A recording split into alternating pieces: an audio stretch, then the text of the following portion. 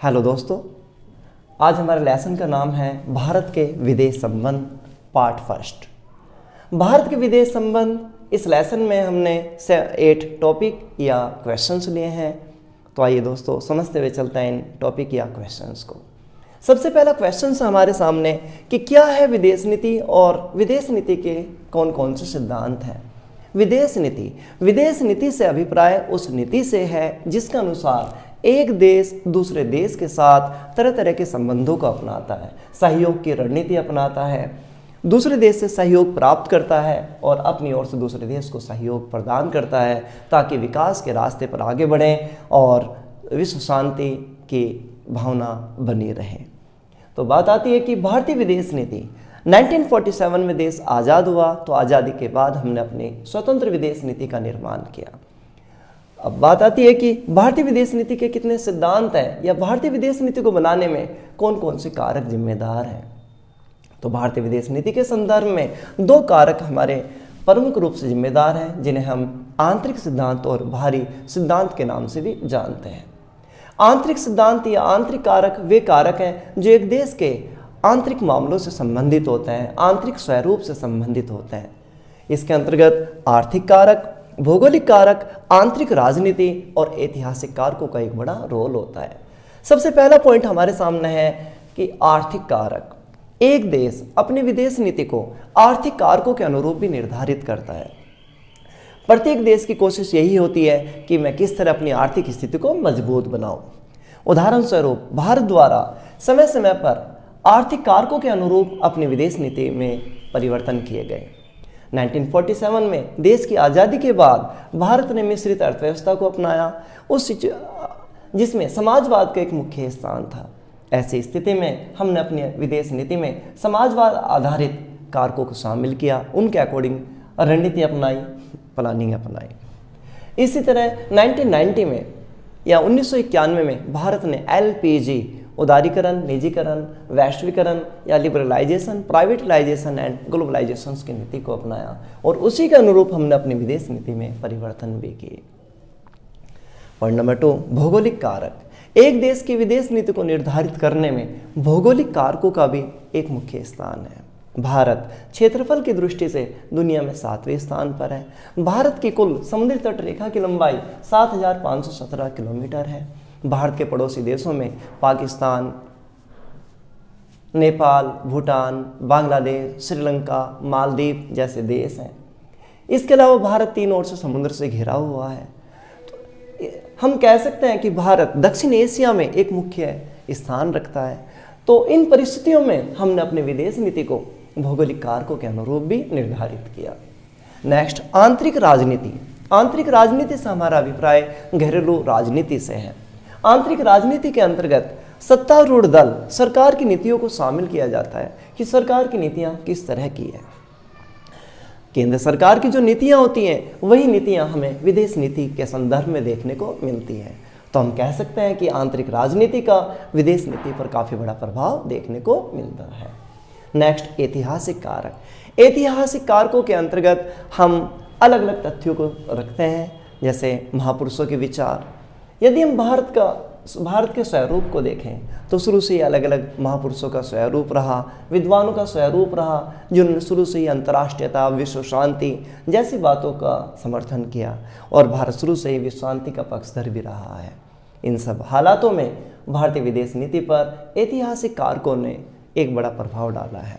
हमने शुरू से ही मध्यम मार्ग बीच का रास्ता के नीति का अनुसरण किया और आज भी हम उन्हीं तथ्यों का अनुसरण करते हुए अपने विदेश नीति को आगे बढ़ा रहे हैं। तो दोस्तों हमने समझा कि विदेश नीति के संदर्भ में आंतरिक सिद्धांत। नेक्स्ट है विदेश नीति को प्रभावित करने वाले बाहरी सिद्धांत। बाहरी सिद्धांतों के अंतर्गत विश्व शांति, निशस्त्रीकरण, पंचशील, गुटनिरपेक्षता, यूएनओ में विश्वास, साम्राज्यवाद, उपनिवेशवाद का विरोध। भारतीय विदेश नीति के सिद्धांतों में पहला सिद्धांत विश्व शांति का है। भारत शुरू से ही विश्व शांति का पक्षधर रहा है। देश की आज़ादी से पहले और आज़ादी के पश्चात भारत की कोशिश यही रही है कि कैसे पूरे विश्व में विश्व शांति बनी रहे। भारत आज भी विश्व शांति का पक्षधर है और इसी का परिणाम है कि यूएनओ के माध्यम से दुनिया के अलग अलग देशों में शांति की कोशिशें भारत करता रहा है। और यही कारण है कि यूएनओ को शांति सेना देने में भारत का एक मुख्य रोल भी है। नेक्स्ट, निशस्त्रीकरण। निशस्त्रीकरण, ना हथियार बनाए जाए ना उनका उपयोग किया जाए। जो विनाशक हथियार बन चुके हैं उनका उपयोग सीमित कर दिया जाए या उन्हें समाप्त कर दिया जाए। भारत की कोशिश शुरू से ही निशस्त्रीकरण की रही है। निशस्त्रीकरण का अर्थ हथियारों का समूल विनाश नहीं है। निशस्त्रीकरण की थिंकिंग ये भी कहती है कि आप अपनी आत्मरक्षा के लिए हथियार रख सकते हैं, जैसे कि भारत द्वारा समय समय पर परमाणु परीक्षण 2 बार किया गया, 1974 और 1998। पंचशील। पंचशील का अर्थ है 5 सिद्धांत जो भारत और चीन द्वारा 1954 में बनाए गए थे। इन सिद्धांतों के अनुसार विश्व शांति, आपसी संघर्षों को समाप्त करना, व्यापार को बढ़ावा देना, एक दूसरे के मामलों में दखल न देने की रणनीति को अपनाया गया। नेक्स्ट, गुट निरपेक्षता। गुट निरपेक्षता वह स्थिति जिसके अनुसार किसी भी गुट में शामिल ना होकर सभी गुटों से अलग रहकर अपने विकास पर बल दिया गया। गुट निरपेक्षता वह नीति है जिसे भारत द्वारा शीत युद्ध के समय अपनाया गया। जब दुनिया में शीत युद्ध की स्थिति थी, अमेरिका और सोवियत संघ के बीच सैनिक टकराव का स्वरूप चल रहा था, तो सिचुएशंस में हमने गुट निरपेक्षता की नीति का अनुसरण किया, निर्माण किया और आज भी भारत गुट निरपेक्षता की नीति को किसी न किसी दृष्टि में अपना रहा है। Next, UNO, United Nations Organisation, जिसकी स्थापना 1945 में हुई। भारत यूएनओ में विश्वास रखता है, यूएनओ का पक्षधर है और भारत का मानना है कि विश्व के जो भी मामले हैं राष्ट्रों के, वो यूएनओ के माध्यम से सुधरे और यूएनओ प्रभावी रूप में अपनी भूमिका को निभाए। तो हमारी विदेश नीति यूएनओ में विश्वास पर आधारित है। नेक्स्ट, साम्राज्यवाद उपनिवेशवाद का विरोध। भारत शुरू से ही साम्राज्यवाद या उपनिवेशवाद का विरोध करता आया है। साम्राज्यवाद का अर्थ है एक शक्तिशाली देश द्वारा कमजोर देश पर कब्जा जमाना। उपनिवेशवाद भी साम्राज्यवाद का ही दूसरा रूप है जिसमें एक देश पर कब्जा करते हुए उसके संसाधनों का शोषण किया जाता है। तो भारत शुरू से ही साम्राज्यवाद उपनिवेशवाद का विरोध करता है, यहाँ तक कि रंग भेद, नस्ल भेद आदि का भी विरोध करता है और ये सब हमारी विदेश नीति में दिखाई देते हैं। दोस्तों, हमने पढ़ा विदेश नीति तथा उसके प्रमुख सिद्धांत। नेक्स्ट क्वेश्चन हमारे सामने भारतीय स्वतंत्रता आंदोलन और विदेश नीति। भारतीय स्वतंत्रता आंदोलन वह आंदोलन जो देश की आज़ादी के लिए लड़ा, जो देश की आज़ादी के लिए चलाया गया। तो भारतीय राष्ट्रीय आंदोलन हमारा चल रहा था, लेकिन हम उस समय भी अपनी एक अलग विदेश नीति को अपनाए हुए थे। उस विदेश नीति का ही परिणाम था कि 1917 में रूस में जो समाजवादी क्रांति हुई, उस क्रांति का हमने समर्थन किया और इस बात का समर्थन किया कि पूरे विश्व में मजदूर और किसानों की स्थिति में कुछ हद तक सुधार की स्थिति हमें देखने को मिले। नेक्स्ट, स्पेन में जब गृह युद्ध की स्थिति हुई, काफ़ी बड़े पैमाने पर मानवाधिकारों का हनन हुआ, तो भारत ने स्पेन के गृह युद्ध में बाहरी ताकतों का, फांसीवादी ताकतों के दखल का विरोध किया और समर्थन किया कि स्पेन के लोग अपना आत्मनिर्णय स्वयं लें। नेक्स्ट, नाजीवाद, साम्राज्यवाद जैसी विचारधाराओं का विरोध। भारत ने शुरू से ही नाजीवाद, फांसीवाद जैसी उग्र विचारधाराओं का, विनाशक विचारधाराओं का विरोध किया। इसके अलावा साम्राज्यवादी विचारधारा का भी विरोध किया। भारत का तो अपना अलग स्वतंत्रता आंदोलन चल ही रहा था, इसके साथ साथ हमने दुनिया के उन देशों के स्वतंत्रता आंदोलनों का भी समर्थन किया जो साम्राज्यवाद के खिलाफ चल रहे थे।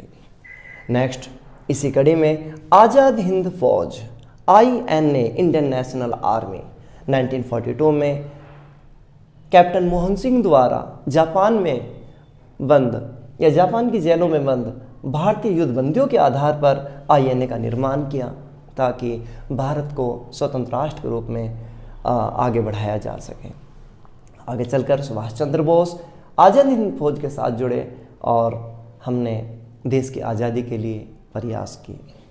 नेक्स्ट, यूएनओ, अंतर्राष्ट्रीयता में विश्वास। 1945 में यूएनओ की स्थापना 51 देशों द्वारा की गई, तो उन 51 देशों में भारत का भी एक मुख्य नाम है। तो हम कह सकते हैं कि देश के स्वतंत्रता आंदोलन के समय में भी हमने अपनी विदेश नीति का स्वरूप जारी रखा। नेक्स्ट क्वेश्चन आता है हमारे सामने, संविधान का अनुच्छेद 51 क्या है? तो संविधान का अनुच्छेद, भारतीय संविधान का अनुच्छेद 51 अंतर्राष्ट्रीयता पर बल देता है। तो इस सिद्धांत के अनुसार इस अनुच्छेद के अनुसार अलग अलग बातें कही गई हैं, जैसे भारत यानी राज्य शांति और सुरक्षा को बनाए रखने का प्रयास करेगा, भारत राष्ट्रों के बीच बेहतर संबंध पर बल देगा। नेक्स्ट, राष्ट्रों के बीच जो आपसी विवाद है उनका समाधान वार्तालाप के जरिए किया जाएगा। नेक्स्ट, अंतर्राष्ट्रीय नियम कानूनों का पालन किया जाएगा, उनको मान्यता दी जाएगी, उनके विकास के लिए प्रयास किए जाएंगे। तो हम कह सकते हैं संविधान का अनुच्छेद 51 हमारी विदेश नीति में सीधे तौर पर नजर आता है। नेक्स्ट क्वेश्चन हमारे सामने है, नेहरूवादी सर्वसम्मति। क्या है नेहरूवादी सर्वसम्मति? भारत के प्रथम प्रधानमंत्री जवाहरलाल नेहरू प्रधानमंत्री पद के साथ साथ विदेश मंत्री का पद भी संभाले हुए थे। उन्होंने विदेश नीति के क्षेत्र में काफ़ी महत्वपूर्ण कदम उठाए और उन कदमों का परिणाम है कि भारत आरंभ से ही और आज 2023 तक विश्व में अपना एक अलग वजूद रखे हुए है विदेश नीति की दृष्टि से। पंडित जवाहरलाल नेहरू द्वारा विदेश नीति के संदर्भ में काफ़ी तर्कसंगत कदम उठाए, जैसे निशस्त्रीकरण की नीति, अंतर्राष्ट्रीयता, विश्व शांति, गुटनिरपेक्षता, पंचशील, नेक्स्ट रंगभेद और नस्ल भेद जैसी विचारधाराओं का शुरू से ही हमने विरोध किया। नेक्स्ट क्वेश्चन हमारे सामने है कि क्या है अफ्रो एशियाई सम्मेलन? एफ्रो वर्ड अफ्रीका महाद्वीप के देशों की तरफ इशारा करता है, जबकि एशिया महाद्वीप के अलग अलग देशों की तरफ। तो अफ्रीका और एशिया दोनों ही महाद्वीपों के देश आमतौर पर विकासशील देश हैं। इस सिचुएशंस में अफ्रीका और एशियाई देशों की एकजुटता को स्थापित करने के लिए 1955 में इंडोनेशिया के बांडुग शहर में यह सम्मेलन हुआ, ताकि एशिया और अफ्रीका के राष्ट्र जिन समस्याओं से जूझ रहे हैं, साम्राज्यवाद जैसी विचारधाराओं के शिकार हैं, पिछड़ेपन से ग्रस्त हैं, उन सब देशों को एक मंच पर लाकर आपसी सहयोग के माध्यम से आगे बढ़ाया जाए।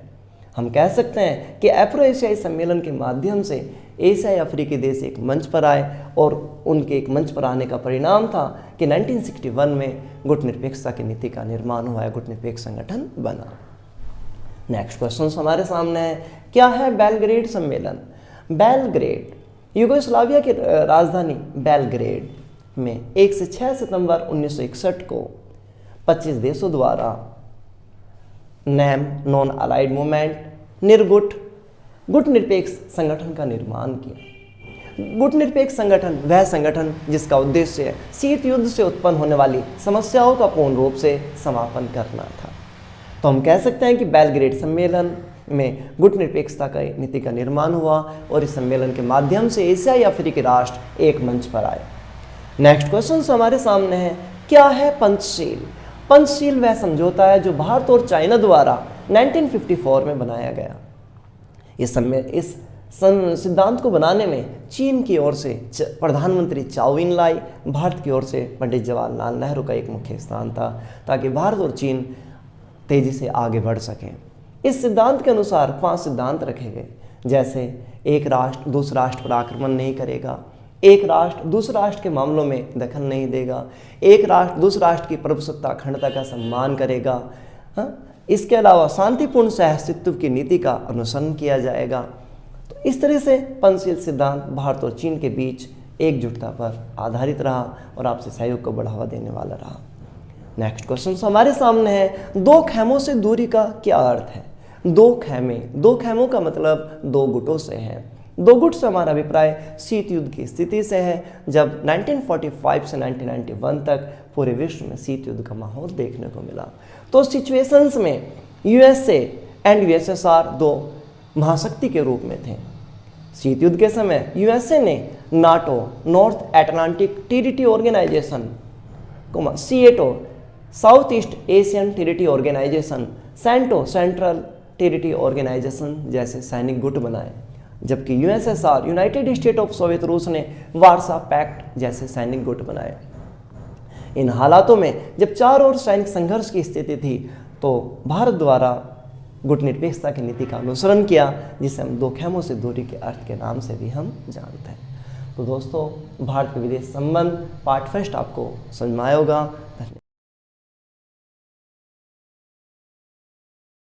हेलो दोस्तों, आज हम आपको भारत के विदेश संबंध पार्ट सेकंड के बारे में बताएंगे, जिसमें हमने 8 टॉपिक या क्वेश्चंस लिए हैं। तो आइए दोस्तों समझते हुए चलते हैं इस चैप्टर को। सबसे पहला क्वेश्चन है हमारे सामने कि भारत चीन विवाद के क्या कारण हैं। भारत और चीन दुनिया के दो ऐसे देश हैं जिनके बीच आरंभ से या हजारों सालों से संबंध बने रहे हैं। रेशम मार्ग सिल्क रूट के जरिए भारत, चीन और यूरोप के बीच में काफ़ी बेहतर संबंध बना रहा है। 1947 में भारत को आज़ादी मिली तो 1949 में चीन में साम्यवादी क्रांति हुई।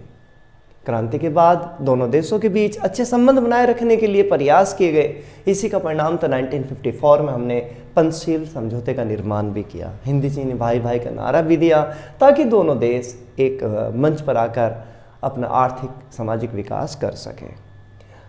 परंतु ये सब कोशिशें अधिक समय तक संभव नहीं हो सकी। कुछ न कुछ कारणों से दोनों देशों के बीच समय समय पर तनाव बना रहा और उस तनाव का परिणाम था कि भारत और चीन के बीच समय समय पर संघर्ष की स्थिति देखने को भी मिली। जैसे 1962 का भारत चीन युद्ध हुआ, इसी तरह समय समय पर सैनिक संघर्ष की घटनाएं भी घटी, जैसे गलवान घाटी संघर्ष जो 15 जून 2020 को हुआ। तो आइए दोस्तों समझते हैं कि भारत चीन के बीच विवाद किन कारणों से है। सबसे पहला विवाद का कारण है मैकमोहन रेखा। मैकमोहन रेखा वह रेखा है जिसको 1914 में ब्रिटिश सरकार ने निर्धारित किया। इस रेखा के द्वारा भारत और चीन का सीमा बंटवारा कर दिया गया। निर्धारित कर दी गई सीमा कि इधर चीन का एरिया रहेगा, इधर भारत का एरिया रहेगा। लेकिन चीन आरंभ से ही मैकमोहन रेखा को अस्वीकार करता रहा है। इसी का परिणाम है कि मैकमोहन रेखा की आड़ में समय समय पर सीमा का अतिक्रमण करने की चीन द्वारा कोशिशें होती रही हैं। पॉइंट नंबर 2 हमारे सामने, तिब्बत पर 1950 में चीन का कब्जा।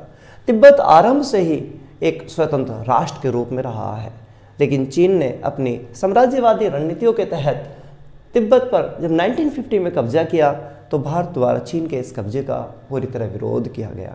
तिब्बती लोगों की आवाज़ को उठाया गया। आज 2023 में भी भारत तिब्बत पर चीनी कब्जे का प्रत्यक्ष और अप्रत्यक्ष ढंग से विरोध करता रहा है, जिससे चीन और भारत के बीच में तनाव की भावना बनी रहती है। नेक्स्ट, दलाई लामा। तिब्बती धर्मगुरु दलाई लामा को भारत द्वारा 1959 में शरण दी गई। दलाई लामा को शरण दिए जाने से चीन और भारत के संबंधों में तनाव की भावना फैली। आज भी हजारों की संख्या में तिब्बती शरणार्थी हिमाचल प्रदेश के धर्मशाला, राजधानी दिल्ली समेत देश के अलग अलग भागों में मौजूद हैं। तो दलाई लामा की वजह से भी भारत और चीन के बीच तनाव की भावना मौजूद है। Next, NEFA, north east frontier agency. NEFA शब्द का उपयोग हम अरुणाचल प्रदेश के लिए करते हैं। अरुणाचल प्रदेश के अनेक भूभागों पर चीन आरंभ से ही अपना कब्जा जमाने की कोशिश करता रहा है या इन पर अपना स्वामित्व दर्शाता है। नेक्स्ट, लद्दाख का अक्साई चीन क्षेत्र। यह भी विवाद का विषय रहा है और 1962 के भारत चीन युद्ध में चीन द्वारा अक्साई क्षेत्र को अपने नियंत्रण में प्रत्यक्ष रूप से कर भी लिया गया। नेक्स्ट, गलवान घाटी संघर्ष। 15 जून 2020 में गलवान घाटी में संघर्ष हुआ, जिसमें भारत के 20 के करीब जवान शहीद हुए। हम कह सकते हैं कि भारत चीन विवाद के पीछे अलग अलग कारक मौजूद हैं जिनको हमने देखा। नेक्स्ट क्वेश्चन से हमारे सामने कि भारत के चीन तथा पाक से समय समय पर कौन कौन से युद्ध हुए हैं। तो भारत आरंभ से ही अपने पड़ोसी राष्ट्रों के साथ सहयोग की रणनीति अपनाता रहा, लेकिन किसी न किसी कारणों से, वजहों से या पड़ोसी देशों के नकारात्मक रवैये के कारण हमें समय समय पर युद्ध का सामना करना भी पड़ा है। जैसे 1962 भारत चीन युद्ध, जिसमें चीन द्वारा बिना किसी कारण या उकसावे के भारत पर आक्रमण कर दिया गया। इस भारत चीन युद्ध में भारत के साथ साथ चीन को भी सैन्य दृष्टि से नुकसान का सामना करना पड़ा। भारत युद्ध के लिए तैयार नहीं था, तो भारत के भी 1400 के करीब जवान शहीद हुए और हजारों की संख्या में घायल हुए। 1965 कश्मीर मुद्दे को लेकर पाकिस्तान द्वारा भारत पर आक्रमण किया गया। इस युद्ध में भारतीय सेना ने, यानी सेना की तीनों शाखाओं, वायुसेना, जल सेना या नौसेना एंड थल सेना, तीनों के पराक्रम का ही परिणाम था कि इस युद्ध में पाक की पराजय हुई। इसी तरह 1971 भारत पाक युद्ध, इस युद्ध का परिणाम यह निकला कि 90,000 के करीब पाकिस्तानी सैनिकों को आत्मसमर्पण करना पड़ा और इसी के साथ ही पूर्वी पाकिस्तान बांग्लादेश के रूप में या नए राष्ट्र के रूप में भरकर सामने आया।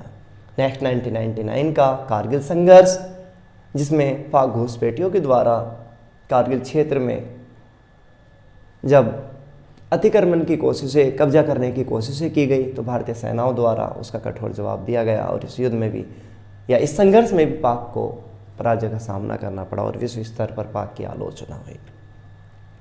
नेक्स्ट क्वेश्चन दोस्तों हम लेकर चलते हैं कि 1962 के भारत चीन युद्ध ने क्या प्रभाव डाले। तो 1962 का भारत चीन युद्ध भारत के लिए काफ़ी दूरगामी प्रभाव वाला साबित हुआ। इस युद्ध के बाद भारतीय नेताओं ने, भारतीय प्रशासनिक अधिकारियों ने महसूस कर लिया कि हमें वक्त के साथ अपनी रणनीतियों को बदलने की ज़रूरत है। उसी का परिणाम है कि भारत ने अलग अलग संदर्भों में कदम उठाने की कोशिशें की। इस युद्ध की जिम्मेदारी लेते हुए रक्षा मंत्री वी.के. कृष्णा मेनन ने अपने पद से इस्तीफा दिया। इसके अलावा सैन्य क्षमता बढ़ाने पर भारत ने बल दिया और इसी का परिणाम था कि आगे चलकर 1974 में भारत द्वारा पहला परमाणु परीक्षण किया गया। इसके साथ ही पूर्वोत्तर क्षेत्र के विकास पर बल दिया गया। पूर्वोत्तर क्षेत्र जिन्हें हम 7 बहनों के नाम से भी जानते हैं, मिजोरम, त्रिपुरा, नागालैंड, मेघालय, इसके अलावा मणिपुर, अरुणाचल प्रदेश जैसे क्षेत्रों के विकास पर बल दिया गया। साथ ही आधारिक संरचना को मजबूत बनाने की कोशिशें की गई। इसके साथ ही नागालैंड को राज्य का दर्जा दिया गया। इसके साथ ही नैफा को अरुणाचल प्रदेश का नाम देते हुए 1972 में केंद्र शासित प्रदेश बनाया गया और 1987 में अरुणाचल प्रदेश को राज्य का दर्जा दिया गया। इसी तरह भारतीय राजनीति में भी एक बदलाव की भावना देखने को मिली। नेहरू समेत सभी नेताओं को महसूस हो गया कि हमें अपने पड़ोसी देशों के साथ रणनीति को बदलने की ज़रूरत है। इसी का परिणाम था कि केंद्र सरकार के खिलाफ पहली बार अविश्वास प्रस्ताव भी लाया गया। तो दोस्तों 1962 के भारत चीन युद्ध ने भारत पर सैन्य दृष्टि से, राजनीतिक दृष्टि से, प्रशासनिक दृष्टि से काफ़ी हद तक प्रभाव डाले। नेक्स्ट क्वेश्चन हमारे सामने है कि क्या है भारत की परमाणु नीति। भारत वह देश जो आरंभ से ही निशस्त्रीकरण की नीति का समर्थन करता रहा है। उस भारत ने समय के साथ साथ महसूस कर लिया कि हमें निशस्त्रीकरण की नीति को इस रूप में अपनाने की ज़रूरत है कि जिससे हम अपनी आत्मरक्षा कर सकें और अपनी सैन्य क्षमताओं को एक हद में बढ़ा सकें। भारत के परमाणु कार्यक्रम के जनक डॉक्टर होमी जहांगीर भाभा माने जाते हैं। भारत की परमाणु नीति आत्मरक्षा एंड पहले आक्रमण न करने की नीति रही है। भारत ने अपनी सैन्य क्षमताओं को मजबूती देने के लिए 2 परमाणु परीक्षण किए हैं। पहला परमाणु परीक्षण को हम पोखरण फर्स्ट और नेक्स्ट को पोखरण सेकंड का नाम देते हैं। पोखरण राजस्थान की एक जगह है, जैसलमेर। पोखरण फर्स्ट 21 मई 1974 में किया गया। पोखरण फर्स्ट का कोड हमने स्माइलिंग बुद्धा रखा। दुनिया के सभी देशों के दबाव के बावजूद भारत परमाणु शक्ति संपन्न राष्ट्रों के रूप में खड़ा हो गया पोखरण फर्स्ट के युद्ध के बाद, पोखरण फर्स्ट परमाणु परीक्षण के बाद। पोखरण फर्स्ट के समय प्रधानमंत्री इंदिरा गांधी थी और पोखरण फर्स्ट में मुख्य भूमिका निभाने का काम राजा रमन्ना के द्वारा किया गया। पोखरण सेकंड 11 से 13 मई 1999 को हुआ, जिसका कोड हमने शक्ति 98 रखा। इस पोखरण सेकंड के समय प्रधानमंत्री अटल बिहारी वाजपेयी थे और इसमें मुख्य भूमिका निभाने का काम APJ अब्दुल कलाम ने किया। तो दोस्तों भारत की जो परमाणु नीति है वो आत्मरक्षा और पहले आक्रमण न करने की नीति रही है। नेक्स्ट क्वेश्चन हम देखना चाहेंगे कि भारत पाक के बीच समय समय पर कौन कौन से समझौते हुए। तो भारत पाक के बीच समय समय पर अलग अलग समझौते हुए, जिनमें सबसे प्रमुख समझौता सिंधु जल संधि 1961 है। सिंधु जल संधि के तहत भारत और पाकिस्तान ने नदियों के पानी के बंटवारे को लेकर फैसला किया। दोनों देशों के बीच तमाम तरह के तनाव के बावजूद आज भी यह संधि बरकरार है और दोनों देश इस पर अमल कर रहे हैं। नेक्स्ट ताशकंद समझौता 1965 के भारत पाकिस्तान युद्ध के बाद रूस के ताशकंद में समझौता हुआ, जिसमें दोनों देशों ने आगे युद्ध न करने की रणनीति का अनुसरण करने का फैसला किया और आपसी विवादों का शांतिपूर्वक ढंग से समाधान करने की कोशिश की गई। इसी ताशकंद समझौते में भारत की ओर से लाल बहादुर शास्त्री और पाकिस्तान की तरफ से जनरल अय्यूब खान द्वारा भाग लिया गया। ताशकंद समझौते के समय ही भारतीय प्रधानमंत्री लाल बहादुर शास्त्री की रूस के ताशकंद में मृत्यु हो गई थी। शिमला समझौता 1971 के भारत पाक युद्ध के बाद शिमला में दोनों देशों के बीच समझौता हुआ, जिसमें पाकिस्तान की ओर से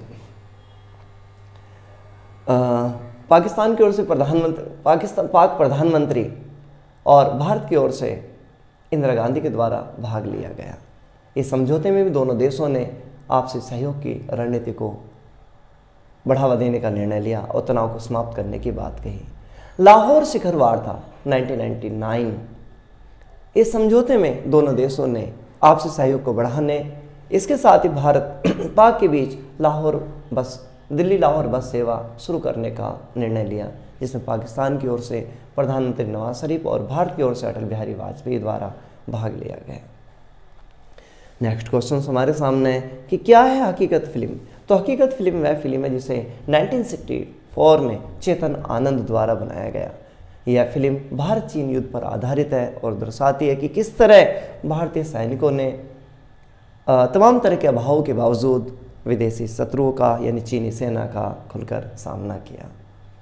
नेक्स्ट क्वेश्चन हमारे सामने है कि भारत रूस के बीच समय समय पर अलग अलग समझौते होते रहे हैं। भारत रूस के बीच 1971 में 20 वर्ष से संधि हुई।